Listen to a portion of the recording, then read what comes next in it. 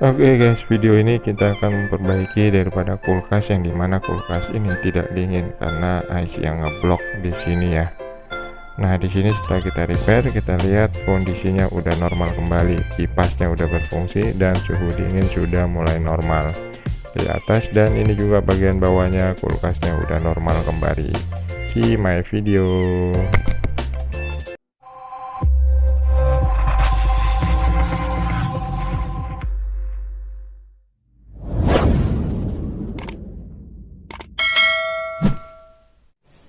Assalamualaikum warahmatullahi wabarakatuh. Welcome back to my YouTube channel Aris Jaya 82. Oke guys, gimana kabar teman-teman semua? Teman-teman semua pada sehat-sehat bukan? Oke guys, di video kali ini saya akan mengajak teman-teman lagi menyervis kulkas. Nah, yang punya ini mengatakan bahwasanya kulkasnya tidak dingin, dan dia mengatakan kipas di bagian ruangan atas itu tidak berjalan. Namun saya nggak tahu seperti apa kondisinya, kita akan lihat saja langsung di lokasi. Jadi teman-teman sebelum ke lokasi, jangan lupa untuk like dan bantu komen dan subscribe bagi teman-teman yang belum subscribe, karena subscribe itu gratis guys. Oke, langsung saja kita cek it out. Oke guys, ini kulkas yang akan kita servis ya. Ini kulkas dengan merek Panasonic. Nah, kita melihat kasusnya di sini, kulkasnya teman-teman bisa melihat di sini dia membatu atau menjadi es, dia ngeblok ya. Nah, dilihat ini es ngeblok. Jadi itu pas kipasnya ini dia sangkut, jadi tidak mau dapat pusing. Nah, pas yang punya ini kasih switch off kan, nah, switch off, so dia punya es batu ini sudah udah melting lah. Nah, sudah melting, so dia ada excess lagi, dia boleh pusing. So that's why saya bilang saya suspek ini macam. Dan kita nanti akan coba cek dia punya sensor ini. Dan saya akan buka dulu guys.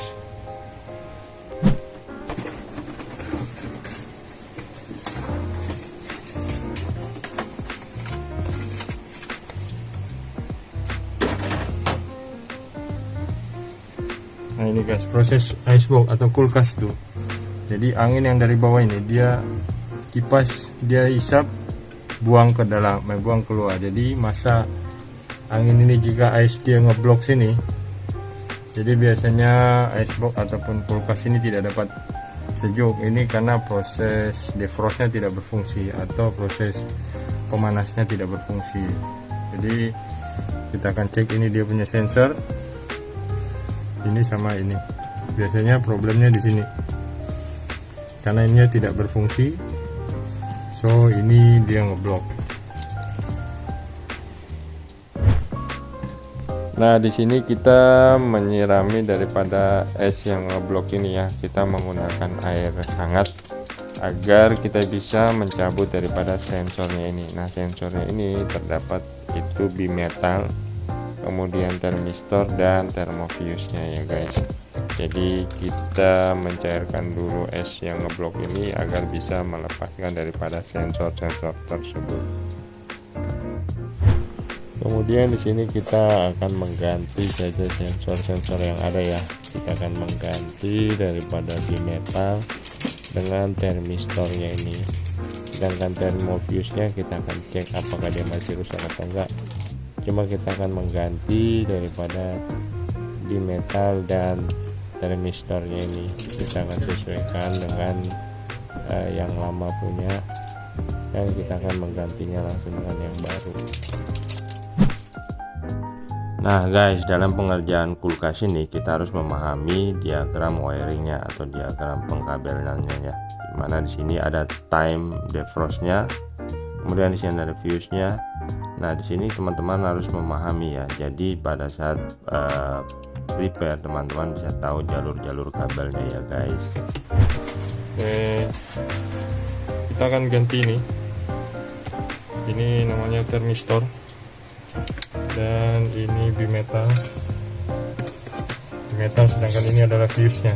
Kita akan ganti sepaket karena ini udah berhubungan dengan defrost. Oke, saya buka dulu. Nah ini guys, ini yang namanya bagian thermofuse. Nah thermofuse nya ini saya lihat kita akan ngetes apakah thermofuse ini masih nyambung atau sudah putus. Kita akan menggunakan multitester ya guys. Nah dalam mengeceknya ini kita arahkan selektor daripada multitester ke arah buzzer. Jadi pada saat kita tes, jadi kalau dia ada bunyi berarti masih nyambung, kalau tidak bunyi berarti sudah putus ya. Bunyi. Dia kalau ada bunyi berarti masih oke. Masih oke kan? Berarti ini masih oke. Kita baikkan.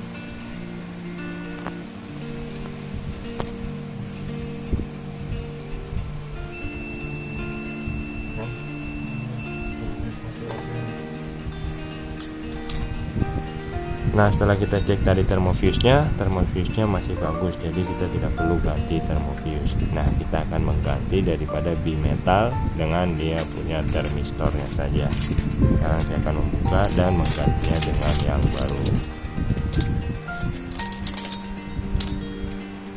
Ini namanya bimetal atau sensor dinginnya ya.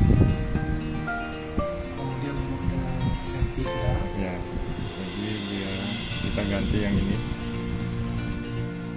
Setelah kita mengganti daripada bimetalnya tadi, nah sekarang di sini saya akan mengganti termistor daripada kulkas ini dengan termistor yang baru.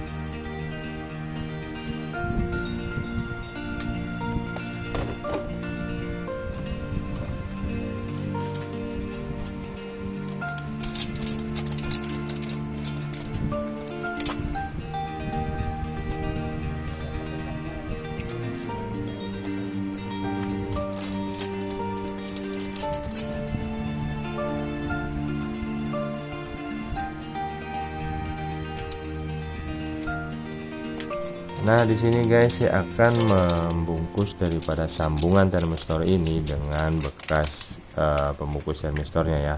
Nah, ini maksudnya di sini agar sambungan ini tidak kena air ya guys. Jadi lebih aman.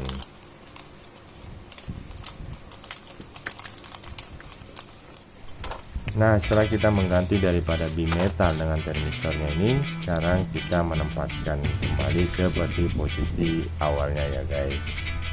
Setelah itu kita tutup kembali.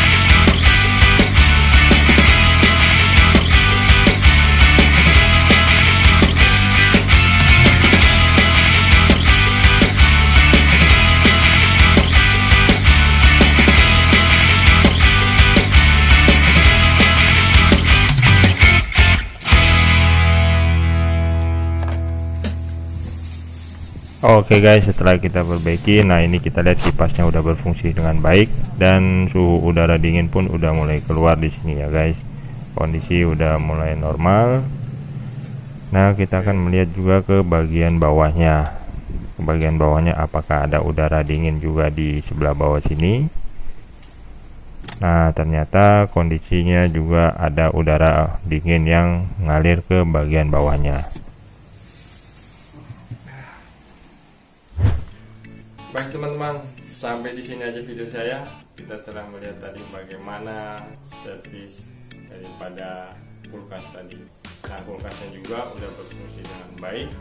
Setelah kemarin ya ditelepon, ternyata kulkasnya sudah dingin kembali dan sudah normal kembali. Namun kalau teman-teman yang masih ada pertanyaan bisa tulis di kolom komentar. Jangan ragu, tanya saja, nanti saya bisa respon Kalau saya bisa baca langsung saya jawab. Namun kalau saya lagi sibuk mungkin agak telat saya jawab ya. Nah, mungkin sampai di sini saja. Sekian, wassalamualaikum warahmatullahi wabarakatuh.